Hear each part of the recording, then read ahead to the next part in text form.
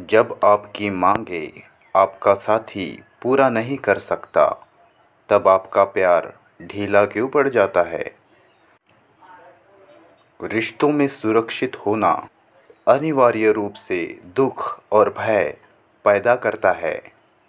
सुरक्षा की ये मांग असुरक्षा को आमंत्रित कर रही है। क्या आपने कभी किसी रिश्ते में सुरक्षा पाई है? हम में से अधिकांश किसी का प्यार और किसी से प्यार की सुरक्षा चाहते हैं, लेकिन जब हम में से प्रत्येक अपनी सुरक्षा अपने स्वयं के मार्ग की तलाश कर रहे हैं, हमें कोई प्यार नहीं करता क्योंकि हमें खुद को प्यार करना नहीं आता। प्रेम, प्यार क्या है? ये शब्द इतना भरा हुआ है और दूषित है कि मैं शायद ही इसका उपयोग करना पसंद करूं। हर कोई प्यार की बात करता है। हर पत्रिका, अखबार, हर मिशनरी सदा से प्यार की बात करते हैं। मैं अपने देश से प्यार करता हूँ। मैं अपने राजा से प्यार करता हूँ। मैं किसी किताब से प्यार करता हूँ। मैं उस पहाड़ से प्यार करता हूँ। मैं खुशी से प्यार करता हूँ। मज़े से प्यार करता हूँ। मैं अपनी पत्नी से प्यार करता हूँ। मैं भगवान से प्यार करता हूँ। प्रेम एक विचार है। यदि यह विचार है तो इसे उत्पन्न कर सकते हैं, पोषित कर सकते हैं, इसे विकसित कर सकते हैं, किसी भी तरह इसे मोड़ मरोड़ सकते हैं। जब आप कहते हैं कि आप भगवान से प्यार करते हैं, तो इसका मतलब है कि आप खुद की कल्पना के एक प्रक्षेपण को प्यार करते हैं। प्रक्षेपण जिसको आप सम्मान के कुछ रूपों में देखते हैं और जो आपके अनुसार पवित्र है। ऐसा कहना कि मैं भगवान से प्यार करता हूँ निरर्थक है, बकवास है। जब आप भगवान की पूजा करते हैं तो आप स्वयं की ही पूजा करते हैं, और ये प्रेम नहीं है, क्योंकि हम इस मानवीय चीज़ को जिसे प्रेम कहते हैं उसे हल नहीं कर सकते। हम कल्पनाओं में गुम हो जाते हैं। प्रेम मनुष्य की सभी कठिनाइयों, परेशानियों और कष्ट का अंतिम समाधान हो सकता है। इसलिए हम यह कैसे पता लगा सकते हैं कि प्यार क्या है? क्या केवल इसे परिभाषित करके समझ सकते हैं? गिरजाघरों में, चर्चों में इसे एक तरह से परिभाषित किया है, समाज ने अलग तरह से। और भी कई प्रकार की विकृतियां हैं। किसी के साथ सिर्फ सोना, उससे स्नेह या संभोग करना, सेक्स करना, भावनात्मक आदान प्रदान करना, सहचार्य करना, क्या इन सभी चीज़ों का मतलब प्यार है? यह एक पैटर्न बना रहा है, और यह इतना ज़बरदस्त, व्यक्तिगत, कामुक और सीमित हो गया है कि धर्मों ने तो घोषित किया है कि प्रेम इससे कहीं अधिक है। वे जिस चीज़ को इंसानी प्यार कहते हैं उसमें वह खुशी देखते हैं। प्रतियोगिता, ईर्ष्या, अपने पास चीज़ों को रखने की इच्छा, दूसरों पर नियंत्रण और उसकी सोच में दखल देना। और इन सब की जटिलता को जानने के बाद वे कहते हैं कि एक और तरह का प्यार होना चाहिए, दिव्य, सुंदर, शुद्ध। पूरी दुनिया भर के धार्मिक पुरुषों ने यह बात कही है कि महिलाओं को देखना गलत है। वे आपसे कहते हैं कि आप भगवान के करीब नहीं आ सकते यदि आप सेक्स में लिप्त हैं। इसीलिए वे इसे एक तरफ ढकेलते हैं, हालांकि वे खुद भी फंसे हैं।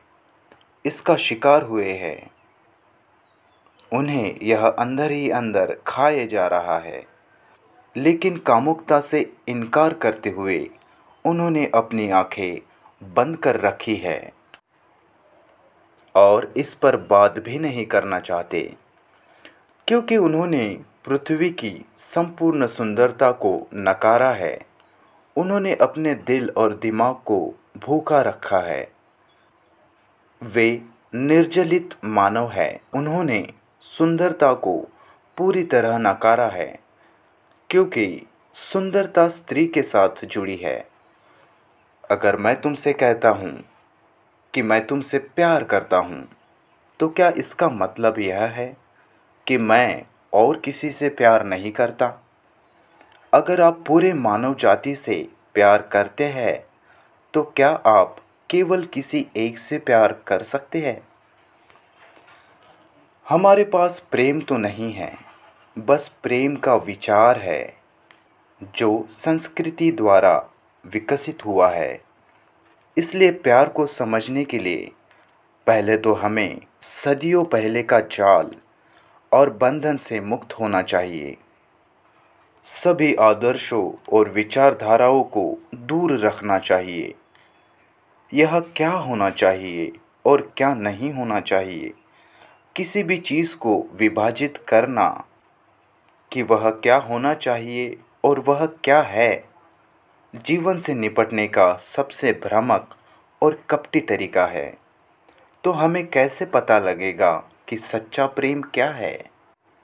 मैं नहीं जानता कि किसी दूसरे व्यक्ति को इसे कैसे व्यक्त करूं, लेकिन खुद में इसका क्या मतलब है, इसको जानना ज़रूरी है। जो धर्मों ने, समाज ने, अपने माता पिता, दोस्तों ने, टीवी ने, किताबों ने प्यार के बारे में हमें आज तक बताया है, वह सच नहीं है। मैं उसे खारिज करता हूँ। मानव जाति के लिए यह बहुत बड़ी समस्या बन चुका है।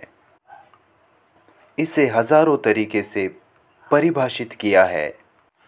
पहले तो हमें हमारे खुद के स्वार्थ को, इच्छाओं को समझना होगा। स्वयं के झुकाव और पूर्वाग्रहों से स्वयं को मुक्त करना होगा। पहले खुद के भ्रम से बाहर निकलना होगा। देखना होगा कि प्यार क्या नहीं है। सरकारें आपको देश के प्यार के लिए दूसरों की जान भी लेने को कहती है। धर्म कहता है भगवान से प्रेम है तो सेक्स छोड़ दो। क्या यही प्रेम है? वो खुशी जो इंद्रियों के माध्यम से प्राप्त होती है, उसे ही हम प्रेम समझते हैं। यौन आसक्ति और तृप्ति ही क्या प्रेम है? मैं सेक्स के खिलाफ नहीं हूँ, लेकिन देखो कि इसमें क्या शामिल है। सेक्स आपको पल भर के लिए खुद से छुटकारा देता है और फिर से आपको अपनी उथल-पुथल ज़िंदगी में वापस आना पड़ता है। इसलिए आप उस स्थिति को बार बार दोहराना चाहते हैं। आप कहते हो कि मुझे मेरी पत्नी से प्रेम है। उस प्यार में यौन सुख, बच्चे, बच्चों की देखभाल, खाना बनाना, देखभाल करना, तुम पत्नी पर निर्भर हो। उसने अपना शरीर, भावना, प्रोत्साहन, सुरक्षा की निश्चित भावना और कल्याण दिया है। तुम उस पर निर्भर हो और फिर अगर वह आपसे दूर हो जाती है, वह अगर आपसे ऊब जाती है, किसी और के साथ चली जाती है, तो आपका पूरा भावनात्मक संतुलन नष्ट हो जाता है। यह गड़बड़ी जिसे आप पसंद नहीं करते, उसे ईर्ष्या कहा जाता है। इसमें दर्द, चिंता, दुख, घृणा और हिंसा है। जब तक वह व्यक्ति आपकी सुनता है, तब तक ही आप कहते हो कि मैं आपसे प्यार करता हूँ, और जैसा ही वह व्यक्ति हमें छोड़ देता है, आपका प्यार घृणा, नफ़रत में बदल जाता है। तो क्या वह सच्चा प्रेम था या सिर्फ आपकी ज़रूरतें पूरी करने का एक माध्यम था? खुद से पूछिए सर।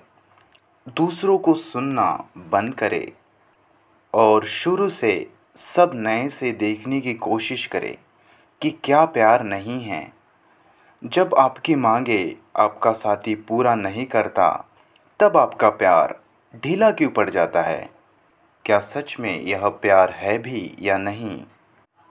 अगर आप अपने साथी को हर चीज़ की स्वतंत्रता देते हो और कभी कोई मांग नहीं रखते, कोई उम्मीद नहीं रखते, उसे अपनी ज़रूरतें पूरी करने का साधन नहीं समझते और फिर भी आप साथ रहते हो, तो समस्या नहीं बनती और शायद आपको समझ आ जाए कि प्यार क्या होता है जब दोनों पूरी तरह से स्वतंत्र है, एक दूसरे पर निर्भर नहीं हैं।